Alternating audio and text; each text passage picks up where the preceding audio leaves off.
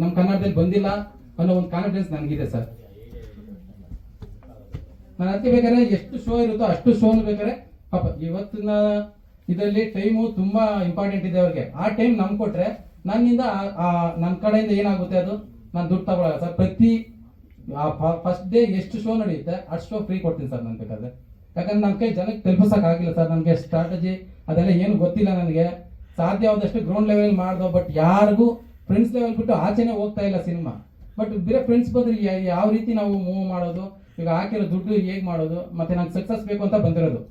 ಅಷ್ಟು ವರ್ಷ 20 ವರ್ಷ ಸಿನಿಮಾ ನೋಡ್ಕೊ ಬಂದು ಇವತ್ತು ಜಸ್ಟ್ ಶುಕ್ರವಾರ ಶನಿವಾರ ಭಾನುವಾರ ಓಡಿಲ್ಲ ಅಂದ್ರೆ ನೆಕ್ಸ್ಟ್ ನಾನು ಇಲ್ಲ, ಅಲ್ಲಿ ಥಿಯೇಟ್ರಲ್ಲಿ ಇರೋದೇ ಇಲ್ಲ. ಇನ್ನು ಪ್ರಯೋಜನ ಏನು ಬಂತು ಅನ್ನೋ ದೃಷ್ಟಿಗೆ ನಾನು ಈ ತರ ಯೋಚನೆ ಮಾಡಿದ್ದೀನಿ ಸರ್. ಇದು ತಪ್ಪು ನಿಜವಾಗಿ ಗೊತ್ತಿಲ್ಲ. ಹಂಗಾಗಿ ಬೇಕಾದ್ರೆ ಫಸ್ಟ್ ಡೇ ದಯವಿಟ್ಟು ಎಲ್ಲ ಪ್ರೇಕ್ಷಕರಿಗೂ ನೀವು ತಲುಪಿಸ್ಬೇಕದು. ನಿಮ್ಗೆ ಬಿಟ್ರೆ ಯಾರಿಲ್ಲ ನಮಗೆ. ಇವಾಗ ನೀವು ತಲುಪಿಸಿದ್ರೆ ಬೇಕಾದ್ರೆ ನಾನು ರೆಡಿ ಇದ್ದೀನಿ ಸರ್. ಫಸ್ಟ್ ಡೇ ಯಾವುದೇ ಥಿಯೇಟ್ರಿಗೆ ಹೋಗಿ ನಾವು ಬುಕ್ ಮಾಡ್ಕೊಡ್ತೀವಿ ಸರ್.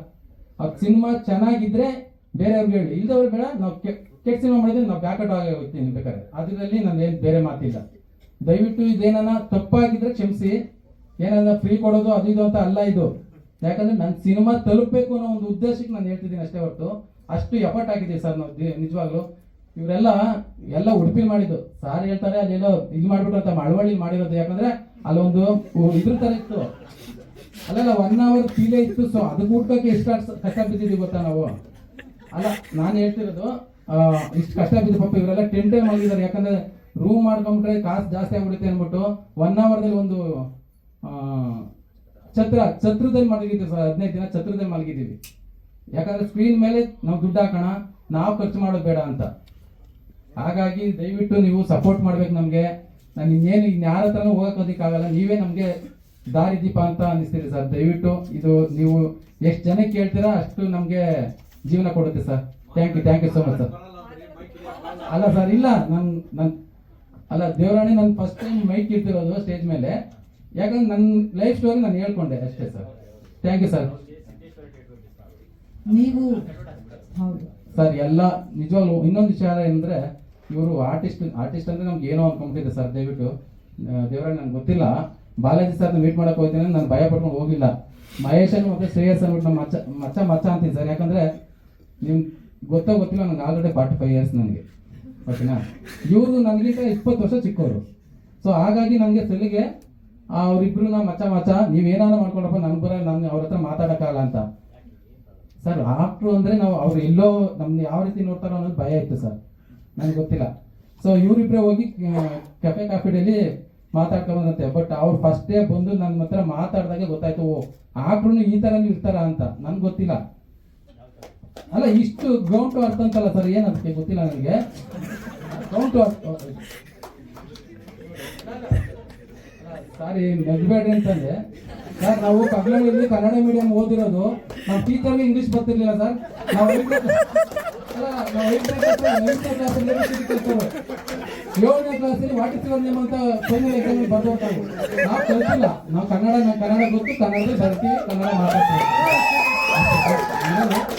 ಆದ್ರೂ ಒಂದು ಸ್ವಲ್ಪ ಫ್ಯಾಷನ್ ಬರಲಿ ಅಂತ ಇಂಗ್ಲಿಷ್ ಸ್ವಲ್ಪ ಯೂಸ್ ಮಾಡ್ತೀವಿ. ಯಾಕಂದ್ರೆ ಇವಾಗ ವರ್ಕ್ ಆಗಲ್ವಲ್ಲ ಸರ್, ಅದಕ್ಕೆ ಅಂತ ಸರ್. ಆಮೇಲೆ ಇವರು ಗೋಪಾಲ್ ಸರ್ ನೋಡ್ಬಿಟ್ಟು ನಾವು ನಿಜವಾಗ್ಲೂ ಈ ತರನು ನಮ್ಮ ತರನೇ ಆಕ್ರು ಇರೋದು ಅಂತ ನಮ್ಗೆ ಅರ್ಥ ಆಯ್ತು ಸರ್ ಅವಾಗ ನಿಜವಾಗ್ಲು. Thank you so much sir. ಅಲ್ಲ ನಾನು ಸರ್, ಇವರು ಜಿಮ್ಮಲ್ಲಿ ವರ್ಕೌಟ್ ಮಾಡ್ತಿರೋ, ಅವರು ಮರ್ಕೊಂಡಿದ್ದಾರೆ ನನ್ನ. ಅಲ್ಲ RR ನಗರದಲ್ಲಿ ನೀವು ಫಸ್ಟೇ ಜಿಮ್ ವರ್ಕೌಟ್ ಮಾಡ್ತಿದ್ರು. ನಾವು ನೋಡವಿ ಮಾತಾಡ್ಸಿದ್ರೆ ಏನಾರ ಅನ್ಕೋತಾರೆ ಅಂದ್ಬಿಟ್ಟು ನಾವು ಮಾತಾಡ್ಸಿರ್ಲಿಲ್ಲ ಅವ್ರನ್ನ. ಆಮೇಲೆ ನಾವು ನನ್ನ ಫ್ರೆಂಡು ದೇವರಾಜ್ ಅಂತ ಇದ್ದವು, ಅವನು ಗೊತ್ತು ಬಾ ಪರಿಚಯ ಅಂದ್ಬಿಟ್ಟು ಕರ್ಕೊಂಡು ಹೋದ್ರು ಮನೆಗೆ. ಸೊ ಹಂಗಾಗಿ ಜಿಮ್ಮರ್ ಜೊತೆ ಹೋಗಿದ್ ನಾನು ಅಷ್ಟೇ. ಇಲ್ಲ ಸರ್, ಏನಂದ್ರೆ ನಮ್ಗೆ ಗೊತ್ತಿಲ್ಲ, ನಮ್ಗೆ ಏನಾನ ನೀನ್ ಯಾರಪ್ಪ ಅಂದ್ಬಿಡ್ತಾರೆ ಅಂದ್ಬಿಟ್ಟು. ಅಲ್ಲ ಗೊತ್ತಿದ್ರು ಸರ್, ಅವ್ರು ಗೊತ್ತಿದ್ರು, ಸೇಫ್ಟಿಗಲ್ಲ ಸರ್. ಹಾಗಾಗಿ ನಿಜವಾಗ್ಲೂ ತುಂಬಾ ಖುಷಿ ಆಗುತ್ತೆ. ಶ್ವೇತಾ ಮ್ಯಾಮ್ ಮತ್ತೆ ನಮ್ಮ trailer release ಮಾಡ್ಕೊಟ್ಟೋ Dhruva Sarja sir, ಅವ್ರು ತುಂಬಾ ನನ್ನ ಹೃತ್ಪೂರ್ವಕ ವಂದನೆಗಳು ಹೇಳ್ತೀನಿ ಅವ್ರಿಗೆ. ಮತ್ತೆ ಈ ತರ ಇಂಡಸ್ಟ್ರಿಯಿಂದ ಯಾರು ಸಪೋರ್ಟ್ ಚೆನ್ನಾಗಿದೆ. ನಾನು ಸಿನಿಮಾಗೆ ಬರ್ತೀನಪ್ಪ, ಶನಿವಾರ ಭಾನುವಾರ ಯಾವತ್ತಾನ ಒಂದಿನ ಹೇಳು ನಮ್ಗೆ ಅಂತಾನೆ ಹೇಳ್ ಕಳ್ಸಿದ್ರು. ಸೊ ಈಗ ಗೊತ್ತಾಗ್ತಿದೆ ಇಂಡಸ್ಟ್ರಿ ಆಕ್ಟರ್ಗಳು ಬೇರೆ ಅಲ್ಲ, ತುಂಬಾ ಒಳ್ಳೆ ವ್ಯಕ್ತಿಗಳು ಅಂತಾನೆ ಅನ್ನಿಸ್ತಿದೆ ನನಗೆ. ಫಸ್ಟ್ ನಾವು ಸಿನಿಮಾ ನೋಡುವಾಗ ಅಯ್ಯೋ ಅವರೇ ಯಾರೋ ಬಿಡಪ್ಪ ನಾವೇ ಯಾರೋ ಅಂತಿದ್ವಿ, ಈಗ ಗೊತ್ತಾದ್ಮೇಲೆ ಗೊತ್ತಾಗ್ತಿದೆ ನಮ್ಗೆ ಅಷ್ಟೇ. Thank you sir. ದಯವಿಟ್ಟು ಏನು ತಪ್ಪು ತಿಳ್ಕೊಬೇಡಿ, ಏನನ್ನ ತಪ್ಪಾಗಿ ಮಾತಾಡಿದ್ರೆ ದಯವಿಟ್ಟು ನಮ್ಮ ಕಂಟೆಂಟ್ನ ಜನಗಳಿಗೆ ತಲುಪಿಸ್ಬೇಕಾದ ಜವಾಬ್ದಾರಿ ನಿಮ್ಗೆ sir. Mahesh thank you. Srinivas Murthy ಅವರೇ ತಪ್ಪಾಗಿ ಮಾತಾಡಿದ್ರು ನೀವು.